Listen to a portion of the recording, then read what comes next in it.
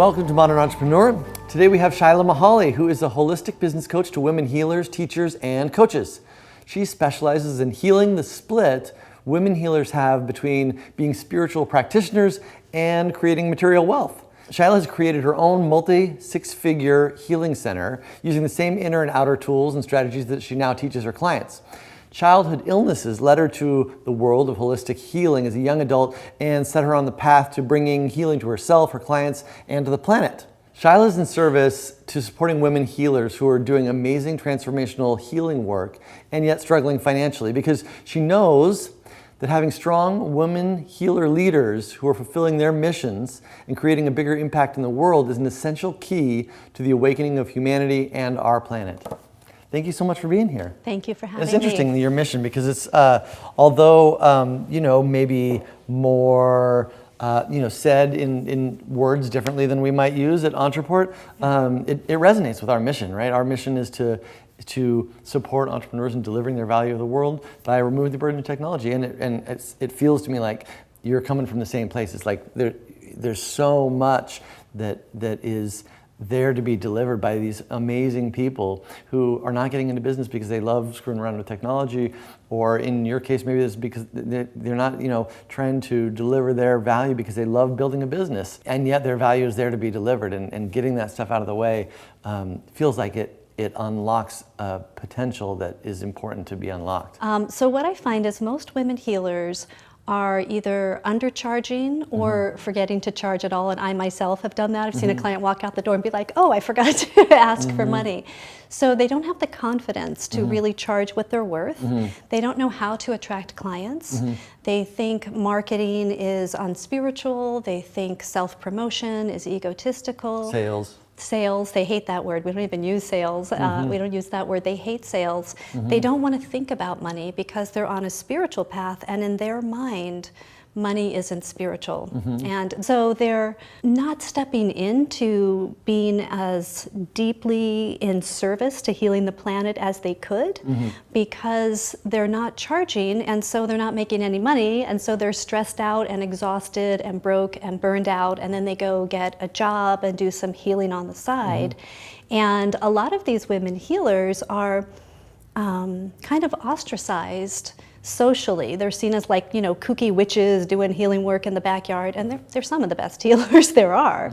And it's really my mission to bring them into their rightful seat at the table of leadership and abundance in their communities and in the world, because I want to live in a world where women healers are leaders, and they're going to make great choices about keeping our drinking water clean and how we treat our animals and how we raise our children. And I really want to see women healers empowered around the world to take their rightful places and be shown the respect that they deserve, even if they don't have an MD from Harvard. We as entrepreneurs tend to have our egos wrapped up in our projects, and we do feel embarrassed or bad sometimes about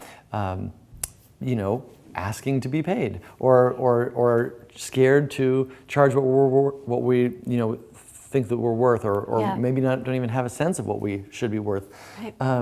How do obviously without putting us through the whole course, what is the key to transforming that relationship to just charging? Yeah, really good question. So you may know that over 90% and up to 99% of what shows up in our lives is created from our unconscious mind. So I find as entrepreneurs, most coaches and most people focus on the 1 to 10% that we have conscious control over, and they keep kind of drilling that. So it's really crucial to do the work that controls 90 to 99% of the outcome, which is healing your unconscious money beliefs. And so then once you understand what's going on, you bring it to conscious awareness and you can heal it. Yeah, so that's number one. And then the next important thing is to actually take a stand for something and know where you're going. So when I get on the phone with some of these women healers and I say, okay, where are we going? What are you up to? and they don't really know. They Yeah. don't really have their mission. They don't know how much money they want to be making. Yeah. So you can't really create a plan if you don't know where you're going. So it's really important for women healers to take a stand and say, this is going to be my specialty, not I'm going to help generally heal people and have them live the best life, because it's too vague. And because there are so many of us all around the globe, we don't have to all try to heal everybody. We get to actually pick who I call our divine match clients, who we want to work with, and we get to choose what specialty we want to work with them in. And so I think it's really important to name that, because then you can create your high-end programs and people know exactly who to send to you, and the people who are coming to you aren't just coming for one session and you never see them again, which is a big problem for women healers.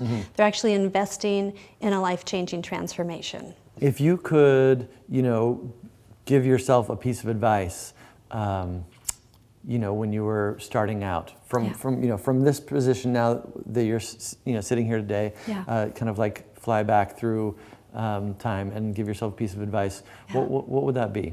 Yeah, I think it would be to seek out the best mentors sooner, and to also make sure that you're in alignment with your mentor. Everybody is the same on a basic level, and business is business on a basic level, but I know that I was in a number of training programs where I was like the kooky one or seen as the woo-woo person. Could you imagine? No. And so I know a lot of women healers, just like in society, could feel kind of ostracized. It actually makes a really big difference if we hang out together, and if you're in a group of people who understand what you're saying and don't immediately see you as someone who's just very strange. So I would say, seek out a mentor who has success in the area that you want success in, and with whom you actually really feel an alignment. And who gets you. Did you succeed at that? Did you find that mentor? I found aspects, and as I was struggling with it, I remember really vividly being at a live event with someone very well known in our industry who I love, and just feeling so triggered. And in this particular instance, there were two men on stage leading a room that was 80% women again. And I was thinking, I need something different. And my inner voice kept saying, well, you're not up there. Step up. And that's actually one of the things that really motivated me to step forward, was I never really found exactly that mentor that I was looking for. What do you think your unique skill set is that makes you good at doing that? Yeah, I think my unique skill set is that I come from the place of being a woman healer. So there are a lot of coaches who can teach women healers, but they actually haven't done healing sessions. And I ran my own wellness center for 20 years. I've done over 20,000 in-person client sessions. And so I really know what it's like to be in intimate space with clients, and then also to have the money and enrollment conversation. So just having been there. Having been there and done it in that field, and done it with integrity and love, of really showing up to be of service. But there's something also that has you, like there's a lot of people who have done 20,000 sessions, right? A lifetime of healing work. And yet you've taken it sort of to a whole nother level. And so what is it you think that about you or your skills that has had you, become a leader in this space? Well, one thing that comes to mind is I remember when I was running my wellness center, and I would notice that on the days that I worked, the income in our business would be not just double, but like 10 to 15 times what it would be when I wasn't there. And so I started really talking to my team and my staff and getting really clear on why women healers weren't selling. And I had a background of just really wanting to take care of people, and of being of deep service and not being afraid to enroll them in something if I knew that's what they actually wanted. I'm just getting that, like, you're a salesperson. Like, there's on any sales team that I've ever been a part of, and I've run several of them in my life, there's always one or two, typically one, person who is not 1 or 2 times better, but 10 times better than the rest of the folks. And it's and there's something about them that allows them to I don't know, it's their natural gifted salespeople, right? So and what that exactly is a bit of a mystery, but to me, but it's almost like that's your business, right? So what I'm kind of like sensing from you is that you've got this sort of sense of purpose that supersedes your sort of fear of putting yourself out there, right? Like I heard you say really clearly, I want to live in a world where women are leaders. And somehow, like, it seems to me that when we get really clear about what we're really about, then me being embarrassed to ask to get paid takes a back seat. Yes, really well put. Yeah. Yeah, I completely agree with that. And it is true, I am willing to do what I need to do to be in service to my mission, and that sales do come naturally to me. But I don't want to sell somebody something that they don't want. Sure. Right? So I want people to transform their lives, and that takes an investment. Yeah. It does. And that's something that I really help my clients get, that as women, they are worthy, that they can be confident, they can charge what they're worth because they want their clients to have those transformations also. Yeah. Yeah. Interesting. Yeah. So let's just talk about your business, the one Sure. where you like actually get these women to come to you and pay you money to coach them. Yeah. Because we obviously have people watching this who are coaches, and that's Right. interesting. So in that part of your business, like what is it that's working? How do you get those customers? Yeah, so always word of mouth. I get a lot of referrals from clients who work with me. I do partner promotions, business friendship and partner promotions. I've recently started a closed Facebook group, and I'm running Facebook ads into that group, and that seems to be generating a really strong sense of community. I'm new to that. Interesting. So Yeah. you're paying for ads on Yep. Facebook, and with the outcome being that they join a group. Exactly. Interesting. Yeah. And is that growing quickly? It is growing quickly. Yeah. Wow. And then you're getting customers through that. And then I'm getting customers I through would that. imagine that that's actually probably pretty cheap traffic. It is pretty cheap traffic. I think we're at about 50 cents a lead, 53 right now. Yeah. Very interesting. Yeah, yeah. And so what is the name of that group? Wealthy Women Healers. Wealthy Women Healers. Yeah. Pretty much what they want to be. Exactly. Yeah. Yeah. Interesting strategy. We have people in your seat on this show, and I ask them like what's working, and like pretty much everybody says content, right? Yeah. And so you're talking about Facebook Live, which is obviously more content. One of the questions that always comes up for me is like, what do you talk about? How do you decide what to talk about? Because there's so much noise out there. Absolutely, and really great question. So I'm really great at helping people just focus on income generating activities.